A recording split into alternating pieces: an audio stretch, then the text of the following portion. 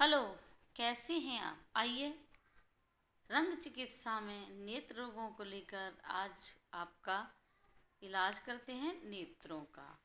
नेत्र के रोग पेट में कब्ज होने से होते हैं, तो हमें पहला प्रयास रखना चाहिए कि हमारा पेट साफ रहे। पहला प्रयास क्या है? हमारा पेट साफ रखें।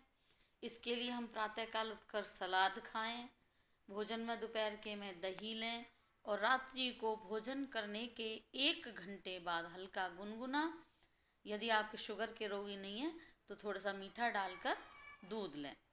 इससे पेट साफ रहता है। और 9 प्रकार का जो अनाज होता है, यदि आप खा सकें तो दिन में 1 बार उसका भोजन अवश्य करें। अब आँखों का रोग देखिए कौन सा है? आँखें दुखना, आँखों में रोए पड़ जाना, रोए पड़ जाते हैं पलकों के अंदर, उसमें बाल उगने लग जाते हैं और बड़ा ही कष्टकारक होता है वो।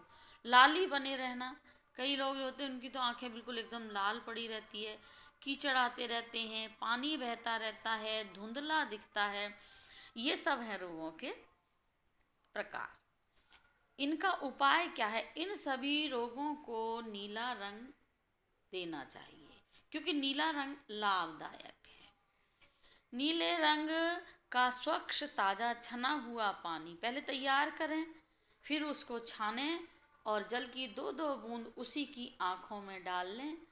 जब जल की बूंदें आँखों में डालेंगे तो बड़ी ही ठंडक पड़ेगी और आराम मिलेगा, और आँखों की चिरमराहट, आँखों का लाल पड़ना, धुंधला दिखना, धीरे धीरे रोहे पड़ना, ये सब ठीक हो जाएगा।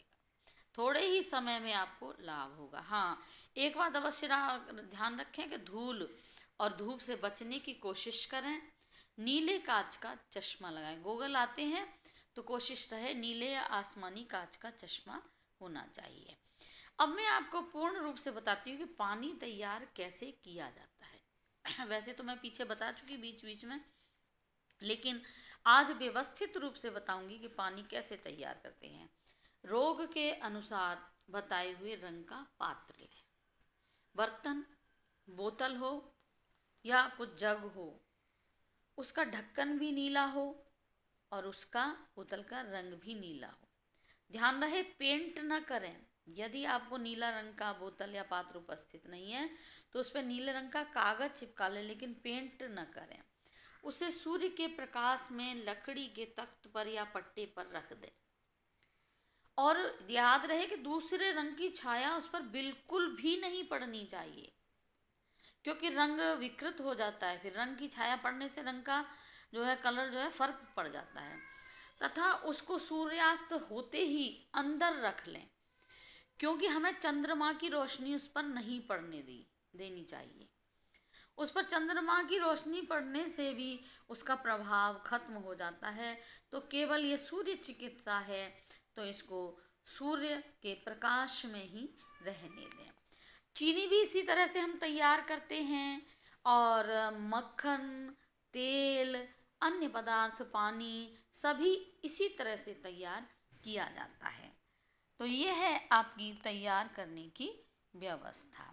हाँ, जब आप मनोरोगी हैं और ज़्यादा कष्ट हो रहा है तो फिर आप चंद्र गायत्री का ध्यान कर सकते हैं। चंद्र गायत्री में आगे बताऊंगी। फिलहाल ये सूर्य का प्रकाश आप लें और सूर्य के प्रकाश से रंग को तैयार करें और रोग की जांच करें। उसके बाद आप उसका प्रयोग करें। सच मानिए बहुत ही लाभ होगा, क्योंकि ये और किसी की नहीं कहती, मेरा बहुत कुछ रोगों पर आजमाए हुए नुस्खे हैं। सो आज के लिए इतना ही। धन्यवाद। कल फिर मिलेंगे। स्वस्थ रहें, प्रसन्न रहें। लाइक और सब्सक्राइब करना न भूलें। लाभ लें नेत्र चिकित्सा का।